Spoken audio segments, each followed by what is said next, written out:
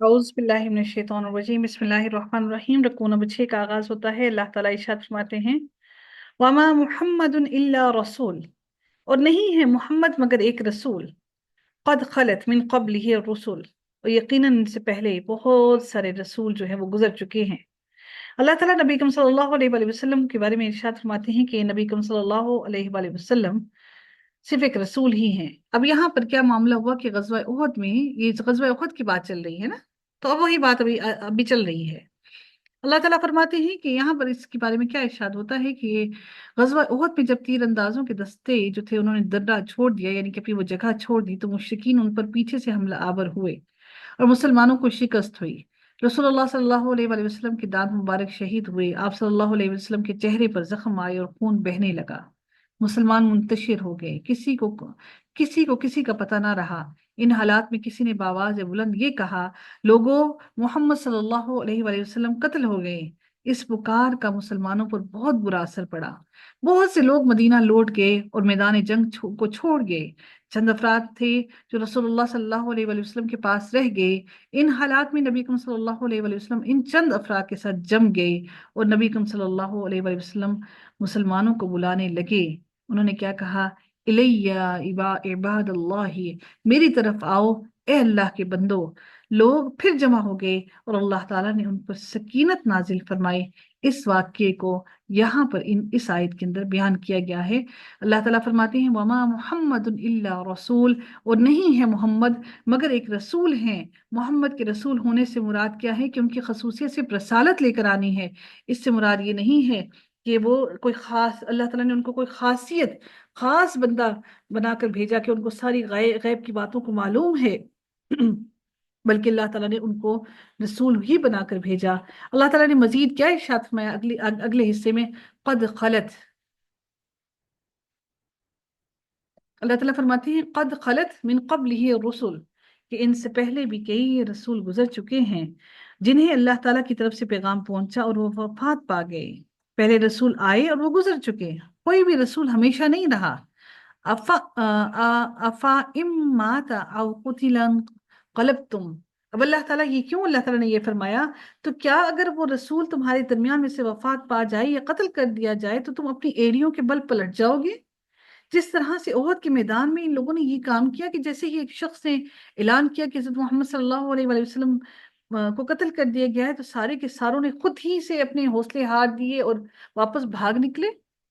अल्लाह ताला ने उनके बारे में इरशाद फरमाया कि अगर रसूल मर जाए या कत्ल कर दिया जाए तो क्या तुम अपनी एड़ियों पर भाग निकलोगे?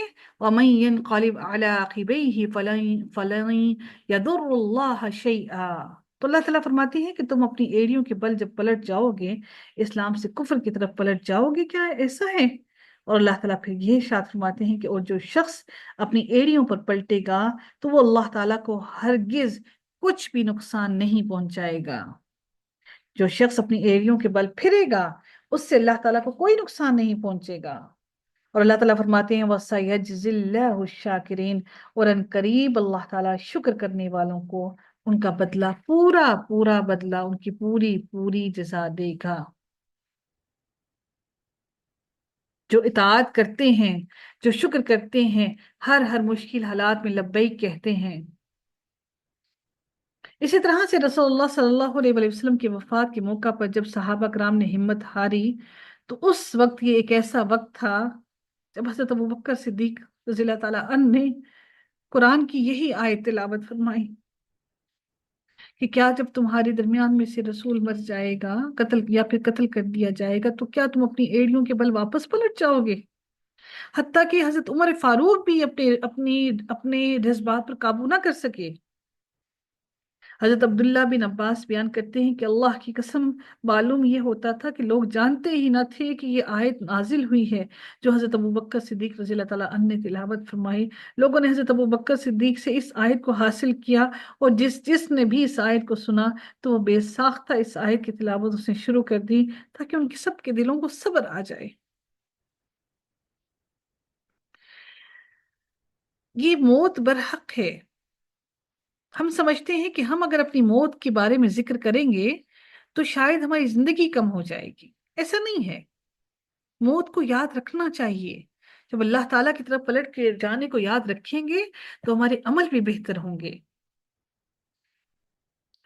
اور پھر آگے سیدنا سعید سے روایت ہے کہ سیدنا عمر رضی اللہ تعالیٰ عنہ نے فرمایا کہ اللہ کی قسم، میں نے حضرت ابو بکر سے جب اس آیت کی تلاوت سنی تو کھڑے کا کھڑا رہ گیا، میرے پاؤں مجھے اٹھا نہیں رہے تھے، یہاں تک کہ میں گر گیا۔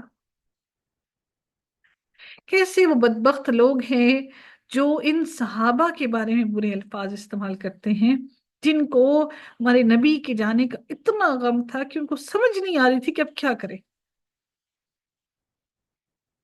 کیا ہم ان سے زیادہ نبی سے محبت کرنے والے ہیں، جو لپکتے تھے کہ نبی نے وضو کیا تو ان کا ایک قطرہ بھی زمین پر نہ گرے پانی کا؟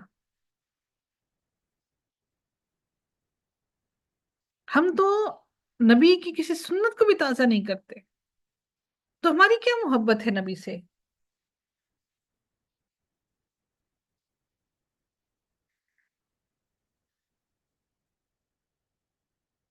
اگلی آیت میں اللہ تعالیٰ ارشاد فرماتے ہیں وَمَا كَانَ لِنَفْسٍ أَن تَمُوتَ إِلَّا بِإِذْنِ اللَّهِ كِتَابًا مُؤَجَّلًا، اور کسی جان کے لیے کبھی ممکن نہیں ہے کہ وہ اللہ تعالیٰ کے حکم کے بغیر مر جائے۔ یعنی ایسا نہیں ہو سکتا کہ جب تک اللہ تعالیٰ کا حکم نہ ہو، اللہ تعالیٰ کے حکم کے بغیر کوئی مر نہیں سکتا۔ انسان کے دل میں موت کا خوف بسا ہوا ہے، اور یہی وجہ ہے کہ انسان بزدل ہو گیا ہے۔ جب تک اللہ تعالیٰ نے اس کی کتاب معجلاً جب تک اللہ تعالیٰ نے اس کو مقررہ وقت دے دیا زندگی کا، وہ اس وقت تک زندہ رہے گا، اس کو کوئی موت نہیں دے سکتا۔ وَمَن يُرِدْ ثَوَابَ الدُّنْيَا نُؤْتِهِ مِنْهَا وَمَن يُرِدْ ثَوَابَ الْآخِرَةِ نُؤْتِهِ مِنْهَا۔ اللہ تعالیٰ پھر مزید ارشاد فرماتے ہیں اور جو کوئی دنیا کا بدلہ ہی چاہتا ہے ہم اسے دنیا میں ہی دے دیں گے ثواب، اور جو ثواب کی نیت کرتا ہے اور عمل دونوں پر ملنے والا بدلہ ہم اس کو دیں گے۔ جو دنیا میں چاہتا ہے کہ اس کو سارا کا سارا ثواب اور ساری کی ساری شہرت اور سارا کا ساری چیزیں دنیا میں ہی مل جائے، ہم اس کو دنیا میں ہی دے دیں گے۔ لیکن جو یہ چاہتا ہے وَمَن يُرِدْ ثَوَابَ الدُّنْيَا، اور جو کوئی دنیا کا بدلہ ہی چاہتا ہے، جو دنیا اور آخرت دونوں چاہتا ہے ہم اس کو دونوں جگہ دیں گے۔ لیکن وَمَن يُرِدْ ثَوَابَ الْآخِرَةِ، اور جو دنیا چاہتا ہے ہم اس کو دنیا دیں گے، اور جو یہ چاہتا ہے کہ ہم اس کو آخرت میں بھی ثواب دیں تو ہم اس کو آخرت بھی عطا کریں گے۔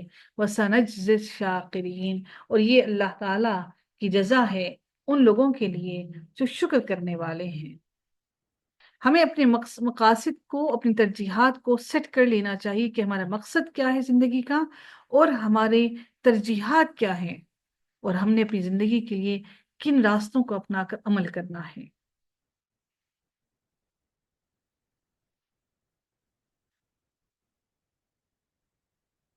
اسی لیے نبی اکرم صلی اللہ علیہ وسلم نے فرمایا کہ اعمال کا دار و مدار نیتوں پر ہے۔ جو نیت کرے گا وہ اس کو پا لے گا۔ جو ہجرت کی نیت، جو آپ لوگوں نے دیکھا ہوگا، جو ہجرت اس نیت سے کرتا ہے کہ مال کما لے تو وہ مال اس کو مل جاتا ہے، لیکن اس کے ہاتھ سے اولاد اور بیوی نکل جاتی ہے۔ جو اس نیت سے ہجرت کرتا ہے کہ وہ شادی کر لے تو وہ اس کو بیوی بھی مل جاتی ہے، لیکن پھر اللہ تعالیٰ اس کو وہ نہیں عطا کرتا، اپنا دین نہیں عطا کرتا۔ اور جو دین کی نیت سے ہجرت کرتا ہے اللہ تعالیٰ اس کو دین عطا کر دیتا ہے۔ بڑی خواہش ہے میری کہ اللہ تعالیٰ میری اولاد کو کعبہ سے تعلیم حاصل کرنے کی توفیق عطا فرمائے۔ اللہ تعالیٰ کو ایسے اسباب بنا دیں کہ ہم وہاں جا کر علم حاصل کر سکیں، وہاں کے اساتذہ کرام سے سیکھ سکیں، اس کی برکتیں سمیٹ سکیں۔ اللہ تعالیٰ ہمارے بچوں کو دین کا بہترین داعی بنائے، ان کو دین سیکھنے والا، سکھانے والا بنائے، عمل کرنے والا بنائے۔ اللہ ان سے کئی کئی مشلیں روشن کروائے۔ اللہ ہماری محنتوں کو ایسے رائگاں نہ جانے دے۔ اللہ ہمارے بچوں کو اپنی رضا کے سانچے میں ڈھال لے، ایسے سانچے میں ڈال لے کہ جو بالکل اس کی اطاعت گزار بنے۔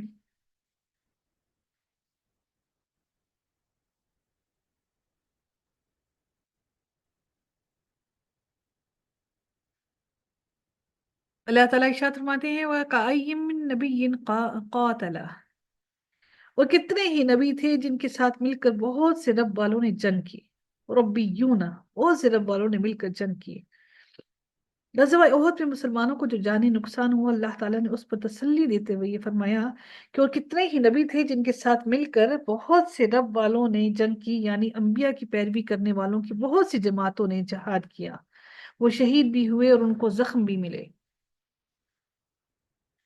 रब्बीयूना यहाँ पर जमा है, इसका वाहिद रब्बी है यानी अल्लाह वाला। रब्बीयूना से मुराद उल्मा और सौले लोग, मुत्तकी और इबादत गुजार हैं, रब वाले। ठीक है, कि कितने ही रब वाले लोग हैं जो अल्लाह की राह में लड़े भी, जंग भी की, और अल्लाह ताला ने उनको फतह भी अता की, और उनमें से बहुत से लोगों को अल्लाह ताला ने शिकस्त भी दी, उनको नुकसान भी उठाना पड़ा।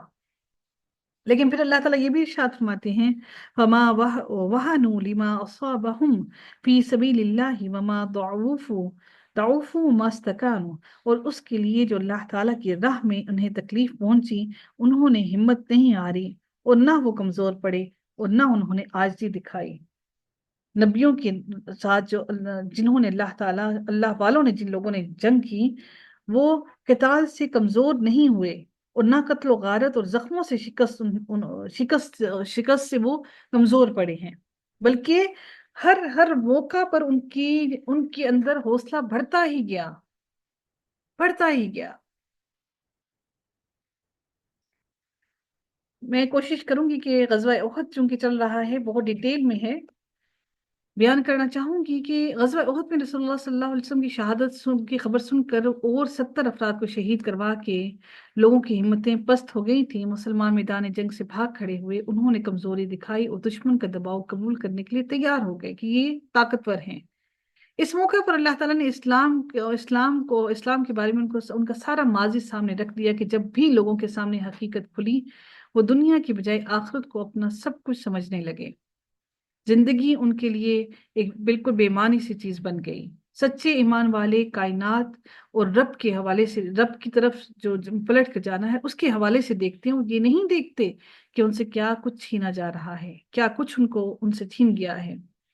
बल्कि वो अगर अगर उनको नुकसान होता है उनकी कोताहियों की वजह से, तो उस नुकसान को समझ लेते हैं और फिर अल्लाह ताला की तरफ पलट कर माफी मांगते हैं, और जब फतह मिलती है तो फिर अल्लाह ताला का शुक्र अदा करते हैं, और ये समझ कर शुक्र अदा करते हैं कि अल्लाह ताला की तरफ से इनाम है। खबाब बिन अरत रज़ी अल्लाह ताला अन्हु बयान करते हैं कि हम रसूलुल्लाह सल्लल्लाहु अलैहि वसल्लम के पास आए तो आप काबा के साए में चादर लपेटे तशरीफ फरमा थे। हमने अर्ज किया, ए अल्लाह के रसूल, अल्लाह के हजूर हमारे लिए दुआ कीजिए और मदद की दरख्वास्त कीजिए। रसूलुल्लाह सल्लल्लाहु अलैहि वसल्लम का चेहरे का रंग बदल गया। आपने फरमाया, तुमसे पहले ऐसे लोग भी गुजरे हैं कि उनमें से किसी के लिए जमीन में गड्ढा खोदा जाता, फिर उसको उसमें गाड़ दिया जाता, फिर आरा लाया जाता और उसे उसके सर के दरमियान में रख कर दो टुकड़े कर दिया जाता, और मुसीबत का ये पहाड़ भी उसको तौहीद से ना हटा सका। ऐसा भी होता कि लोहे के कंघे उनकी गोश्त में धंसा कर उनकी हड्डियों और पट्ठों पर फेरे जाते, मगर फिर भी वो लोग दीन और तौहीद से ना हटते थे। और तुम पर ऐसी कौन सी आफत आ पड़ी कि तुम ये चाहते हो कि अल्लाह ताला तुम्हारे लिए बहुत आसानियां करे। बस दीन पर इस्तकामत रखना आसान नहीं होता। अल्लाह ताला ने ऐसे नहीं फिर आखिर में कहा, इतनी सारी बातों का बयान करने के बाद, वल्लाहु युहिब्बुस साबिरीन, फिर अल्लाह ने कहा कि अल्लाह मोहब्बत करता है सब्र करने वालों के साथ, जिन्होंने सब कुछ लुटा दिया, फिर सवाल भी ना किया और सब्र करके खामोश हो गए और शुक्र अदा किया रब का। वमा कान कौलहुम इल्ला अन क़ालू रब्बना इग़फ़िर लना ज़ुनूबना व इसराफ़ना फ़ी अमरिना व थब्बित अक़दामना वंसुरना अलल क़ौमिल काफ़िरीन। बड़ी खूबसूरत दुआ है। वो दुआ क्या है कि और उनकी दुआ इसके सिवा कुछ न थी, किनकी? वो लोग जो अल्लाह के लिए सब्र करते हैं और अल्लाह की राह में जिहाद करते हैं, उन सब के लिए बात की जा रही है, जो साबित कदमी इख्तियार करते हैं और फिर अपने गुनाहों की माफी मांगते हैं।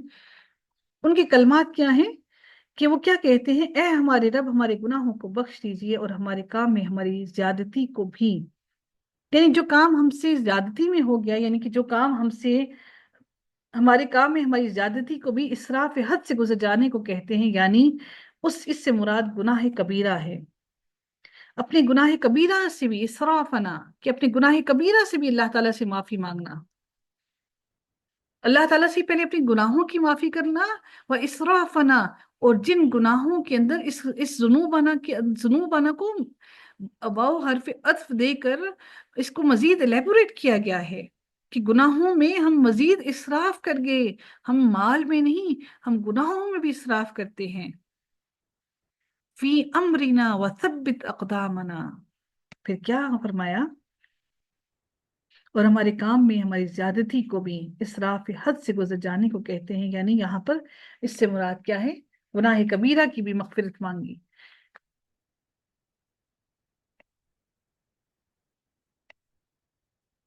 وثبت اقدامنا، اور ہمیں ثابت قدم رکھیے، ہمارے دلوں کو جہاد کی قوت عطا فرمائیے، اور ہمارے دلوں کو وسوسوں سے دور کیجیے، ہمیں دین کی طرف ثابت قدم رکھیے، ہم جو دین سیکھ رہے ہیں اس پر ہمارے قدموں کو جما دیجیے۔ ثبت اقدامنا وانصرنا علی القوم الکافرین، ہم یہ دعائیں پڑھتے ہیں نا، یقین کیجیے وہ دل کے اندر سے وہ جب انسان کو دل میں اللہ کا خوف محسوس ہوتا ہے نا، تو رونگٹے کھڑے ہو جاتے ہیں انسان کے، وہ نہیں ہوتے۔ بس پڑھا، وہ صبح شام کے اذکار نکالے، چلو جی وہ صبح شام کے وہ ایک ڈیوٹی ہے، وہ ایک روٹین کے حساب سے پڑھ رہے ہیں، پڑھا جی وہ جی صبح شام کے اذکار کر کے فارغ ہو گئے۔ جن الفاظ کو سمجھا نہیں، جو دل میں اترے نہیں، جو دل سے فیل نہیں ہوا، ان کو صرف زبان سے ادا کر دینا کافی نہیں ہے۔ آپ اگر فار ایگزامپل آپ یہ کہتے ہیں جی میرے ہسبینڈ جو ہے بہت اچھے ہیں، بہت پیار کرتے ہیں، آپ کے ہسبینڈ سارا دن آپ کو بولتے رہیں میں تمہارا بہت پیار کرتا ہوں، میں تم سے تمہارا بہت خیال کرتا ہوں، بہت پیار کرتا ہوں، بہت پیار کرتا ہوں، اور شوہر آپ کا نہ آپ سے بات کرے، نہ آپ کو کہیں باہر لے کر جائے، نہ آپ کی نیند کا خیال رکھے، نہ آپ کے کھانے پینے کا خیال رکھے، نہ آپ کے اوڑھنے پہننے کا خیال رکھے، نہ آپ سے اچھی طرح سے ہم کلام ہو، بس کہتا یہ رہے کہ میں تم سے بہت پیار کرتا ہوں، آپ مانیں گے اس کی بات؟ آپ کیا کہیں گے؟ مجھے بے وقوف سمجھ رکھا ہے، میں کو بے وقوف لگتی ہوں؟ اچھا، ہم اپنے معاملے میں اتنے سمجھدار ہیں کہ ہم فوراً سمجھ جاتے ہیں، تو جو اللہ تعالیٰ کے سامنے یہ کلمات ہم پڑھتے رہتے ہیں، استغفار استغفار استغفار، زبان پہ چڑھے ہوئے ہیں کلمات، بولے جا رہے ہیں، لیکن اپنے گناہوں کو یاد کیے بغیر ہی استغفار پڑھا، اس استغفار کا کیا فائدہ؟ وہ تو جو دلوں کے بھید کو بھی جانتا ہے، کیا اس سے ہم اپنی جذبات کو چھپا کر یہ سب کچھ کر رہے ہیں؟ ذکر الہی کرنے کے لیے ضروری ہے کہ ہماری زبان پر جو ہے وہ ہمارے دلوں میں بھی وہ سب کچھ ہونا چاہیے، ہماری وہ فیلنگز ہونی چاہیے۔ فَآتَاهُمُ اللَّهُ ثَوَابَ الدُّنْيَا وَحُسْنَ ثَوَابِ الْآخِرَةِ، تو اللہ تعالیٰ مزید ارشاد فرماتے ہیں، تو اللہ تعالیٰ نے ان کو دنیا کا بدلہ بھی دیا اور آخرت کا اچھا بدلہ بھی، اور اللہ تعالیٰ نیکی کرنے والوں سے محبت رکھتا ہے، واللہ یحب المحسنین۔ وآخر دعوانا الحمد للہ رب العالمین، صلی اللہ تعالی علی خیرہ خلقہ اجمعین، برحمتک یا ارحم الراحمین، سبحانک اللہم وبحمدک، نشہد ان لا الہ الا انت، نستغفرک ونتوب الیک۔ السلام علیکم ورحمۃ اللہ وبرکاتہ۔